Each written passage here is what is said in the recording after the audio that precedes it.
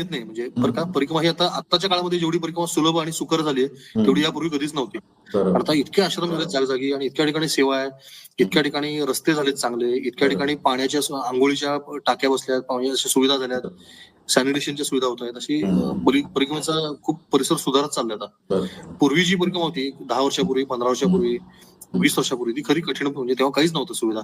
तेव्हा अक्षरशः 8-8 दिवस उपाशी चालायला लागायचं. तर तसं आता कुठेच नाही. तुम्हाला रोज जेवण मिळतं, सगळं व्यवस्थित आहे. हा.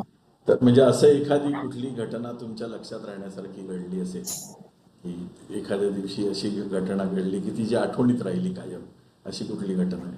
अशा बरं का खूपच घटना हो. म्हणजे क्षणोक्षणी असं काही ना काहीतरी घडायचंच असायचं.